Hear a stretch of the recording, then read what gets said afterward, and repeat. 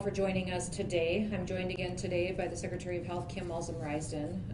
Also wanted to talk a little bit about Smithfield.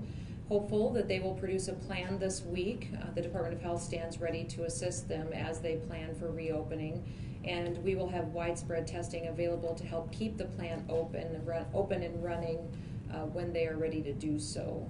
In testing capabilities, as the state of South Dakota stands today, is we are 19th in the country for testing per million, the second highest in the region. This means that we will have a plan for broader, more widespread testing in the future, that we're doing well today, but we're only going to build on that. And that also, I want to remind everybody that as we do more testing, we will see more positive cases as well. This morning I had a phone call with our mayors in the state and talked over what they're seeing on the ground in their communities and some of the plans that they have for local events there, and some guidance. Many of them are having city council meetings this week or county commissioner meetings in their area, and I informed them that I would be giving them more guidance in the next day or two as to what my recommendations would be that they could follow in the coming weeks to come. I had a phone call with the president and the other governors of the country right before I came over here. A lot of discussion over increased testing capabilities, our lab capacities in our states, that people are being aggressive in taking care of folks. Also some discussion about flexibility in federal revenues and how we could utilize those to fill revenue shortfalls. So all in all, it was a good discussion, and I appreciate the president and the vice president and the task force for facilitating that kind of conversation as well. Tomorrow, I'll be giving the state a back to normal plan. It will look at the executive order that we have in place and some changes and recommendations going forward. As more people go back to normal activities and daily activities, this virus will spread more. There will be more positives, which is just a fact that we need to realize will happen. From day one, though, we have been focused on our hospitalization rate. That's what we'll continue to do, is as we see more positive numbers, we're going to continue to track how many people are in the hospital that need more acute care to really judge where we're at and how we're doing in the state of South Dakota. Right now, today, we have 61 people that are in the hospital. We're prepared for that number. We're also prepared for many, many more, and know that we could see many more in the hospital in the days to come. We're in that position, though, of handling what we have today because of the great work of so many of the people in the state of South Dakota. If you are concerned about getting sick in the coming days, just know that you can still stay home. If you're uncomfortable with where things stand in your community and people out and about and moving around, just know that you have the ability to still stay at home and protect yourself and your family and your health. I want to encourage everybody to continue to download the CARE-19 app. That's incredibly helpful for a lot of folks to track where they have been and to give to our Department of Health and officials should you happen to test positive in the future. And again, every single day, covid.sd.gov is updated, and I'd appreciate everybody going there for new information that's posted every single day, whether it be public health issues, if it's economic help, if it is mental health resources that are available to the people in the state, and then updated case information. So with that, I will open it up to any questions that you may have. Governor Bob Mercer-Kellogg, as part of your back to normal plan, do you tend to restore elective surgeries in hospitals? There's discussion about how we would deal with elective procedures in our back to normal plan. There will be many different entities that will be addressed, and we'll give guidance on that tomorrow when I release that. One of the key things to remember, Bob, and I would encourage everybody to remember, is that these healthcare providers that would need personal protective equipment would expect to be getting that for themselves and working on that supply chain as well. We've had a lot of questions into the Department of Health on if we will be supplying that for them and all the different dentists or orthodontists and those individuals, and that's just not something that can be done. They will need to secure those supplies themselves. But we'll give more guidance on what that looks like tomorrow. Hi, Governor. Yes. On your website now, you have cases broken down by demographic. 20% of the cases are classified as black, and yet in the state only about 2.4% of the population fit that classification. So I mean, can you explain why that is? So the question is around racial breakdown of the active cases or the cases that we've had. And so, yeah, 31% of our cases so far have been among white people, 20% black. That would be a higher rate than our actual population would show.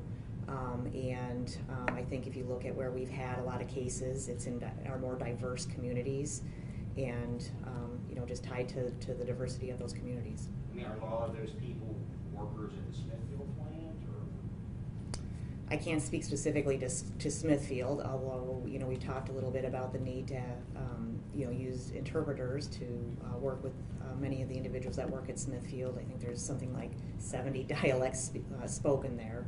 So again, a very diverse workforce there. On a rare bit of good news, the American Indian rate is 4%, so that's actually less than what their population density would indicate. Is there any questions on the phone? Governor Mike Tanner with KWAT in Watertown. Sure, go ahead, Mike. Hi, Governor. Just a few weeks ago, you were talking, a couple of weeks ago, talking about a peak in mid-June, and that South Dakotans would need to follow all of the mitigation efforts up until then. And now today you're talking about getting ready to roll out a back-to-normal plan. What has changed over the last couple of weeks? Well, we'll be able to share more details with you tomorrow. We do have our healthcare systems and that medical task force that I unveiled a week ago, working on new modeling data, new projections for us based on what we're seeing here in South Dakota on the ground. So we'll be able to update the public tomorrow with those finalized numbers to show why we're making the decisions that we're making. And I just want to remind everybody that we continue to remain steadfast in making our decisions based on the facts and the data. So when I make recommendations to the state of South Dakota, it will be looking at the science of the virus, what we've learned about it, and then also the facts that we see here in our state and how our population is being impacted. And then a quick follow-up, if I could. Is the plan to continue moving forward with the temporary hospitals in Sioux Falls and Rapid City? And if so, do you think that they'll be needed? We are prepared to move forward with some of that build out on capacity, and we're continuing to evaluate to see what would be necessary to adequately take care of folks here in South Dakota. If you remember, there was a plan to put in place some more facilities in Rapid City and in Sioux Falls, and those are the areas that we'll look at. Every single healthcare facility in the state was looked at for surge capacity, adding beds underneath their roof and what they already have. And so that's a part of all of this logistical planning that needs to happen when we rework our projections for what's going to happen in South Dakota. Governor Lee Strubinger, SDPB. Sure, go ahead, Lee. Thank you, Governor. I wondered if you had any thoughts about what Senator McConnell said last week about not using federal aid to bail out states. And is that federal aid something that South Dakota might need, or is South Dakota's position something different? I just wonder if you had any thoughts on those comments. Well, I had a conversation with Senator McConnell this weekend and talked to him about the state of South Dakota and how our budget works, the decisions that we've made, and how we need flexibility in those federal funds. We have a very thrifty state government, and we have a state constitution that requires us to balance our state budget. We have a AAA credit rating.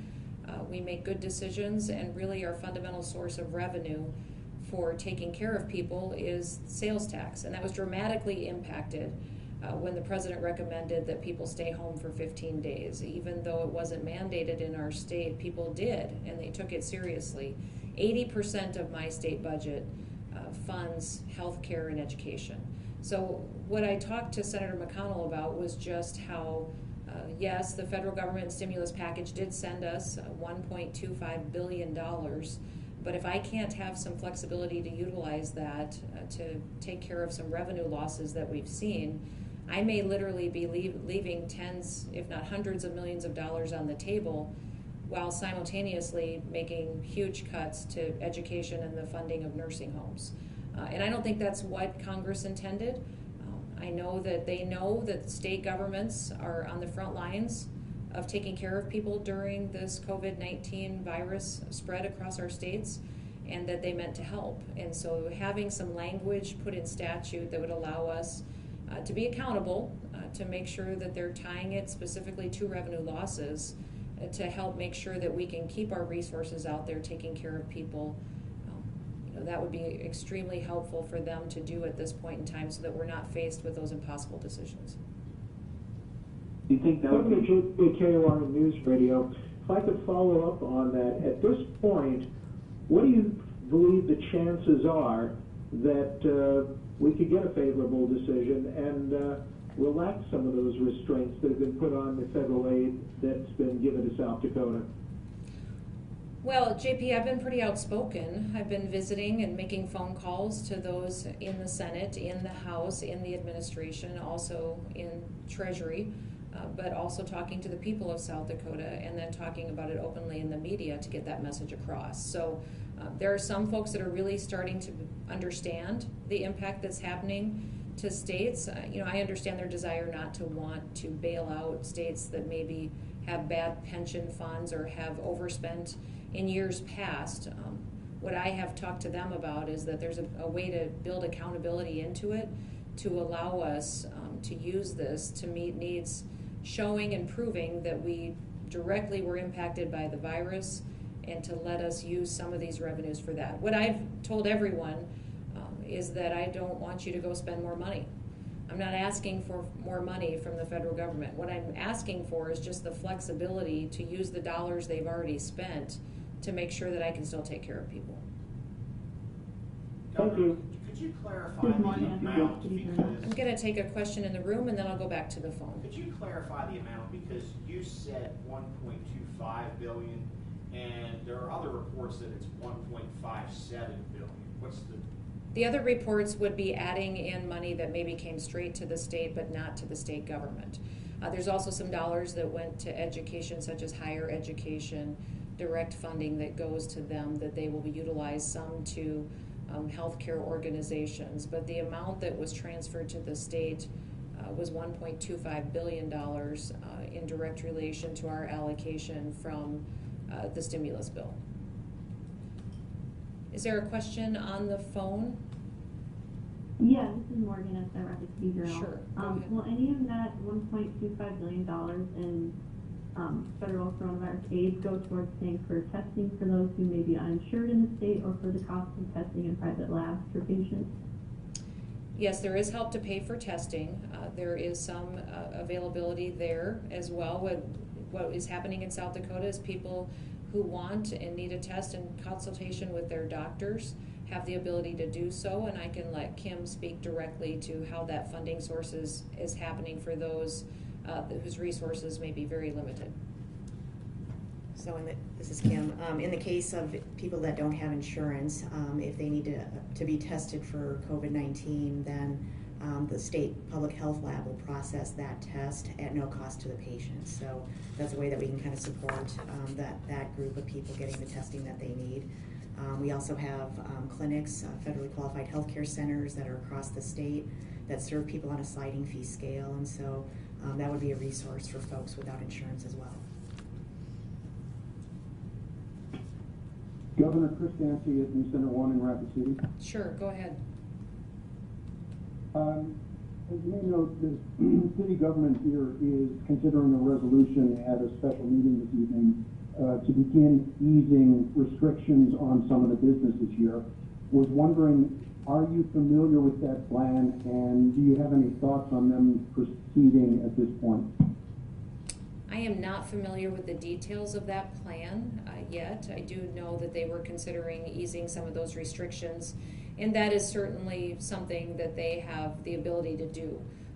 Tomorrow I will lay out some of my guidelines for how we start to get back to normal and what the time frame will look like and what needs to happen in order for us to start making changes on what I'm recommending from the state government But I do know that many cities, as they made decisions across the state, put in place ordinances that may have been more restrictive than what was happening at the state level, and from what I understand, some of them are pulling them back to allow businesses to reopen and to allow people to facilitate customers in a way that they haven't before. So I think that is certainly something that they have the ability to do, and I know that many of them are debating right now. Thank you, ma'am. Any questions on the phone? Governor, this is Amy for Lydia at the AT. Yes, go ahead, Amy. I'm just wondering, do you know when, or do you have a hope for when the Smithfield plant will reopen? And when it does, will your office or the state be providing some oversight of CDC recommendations? Well, we are hopeful that they will open as soon as possible and as soon as it is safe for their employees to be working there. We will be supporting them in testing and making sure that those guidelines were put into place. We all have the CDC report, and that's what we're looking for to be fulfilled. But our hope is that that plant can get back up and online as soon as possible, considering its critical infrastructure and vital to our nation's food supply. Could it happen this week? I hope would be. It's up to Smithfield, really. At this point, the ball is in their court. Thank you.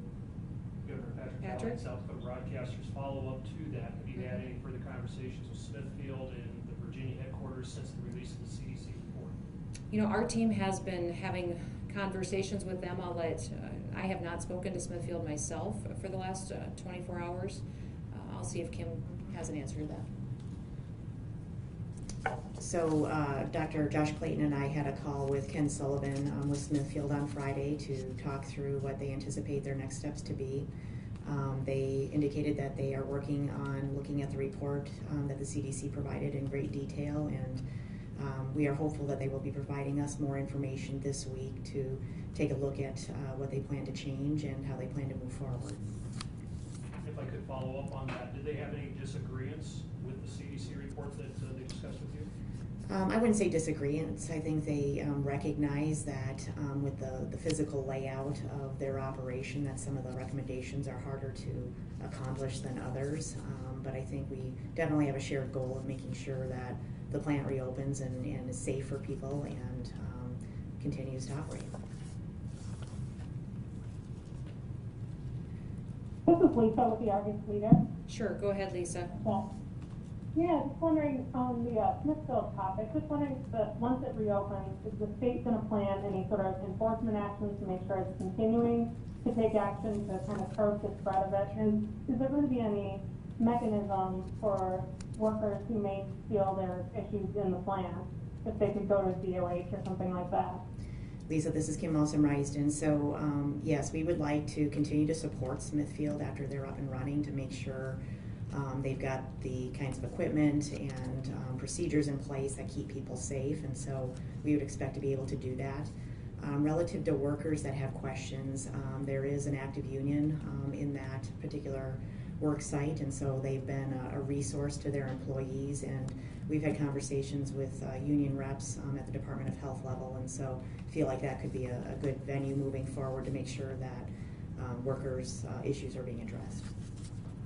Okay.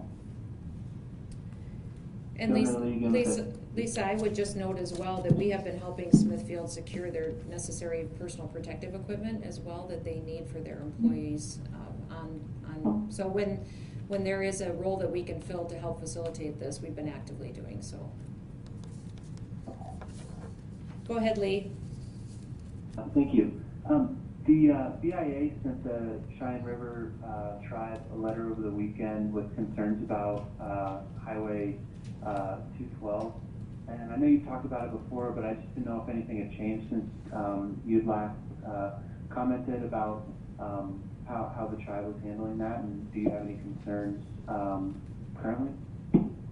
Well, we're working with the Department of Interior, the BIA, and the Department of Justice on the issue. It's not accurate to say that Cheyenne River consulted with the state of South Dakota before they set up these checkpoints. That simply was not true. And it did indicate in that letter that they should be working with us. We don't believe that that is We stand there ready to have conversations, but that is not something that the tribe has engaged in. So we're sending a letter back clarifying some of that misinformation and making sure that they know that we're willing to be a part of the solution.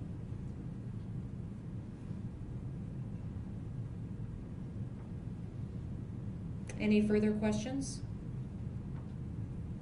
Okay, thanks so much. We'll see you tomorrow.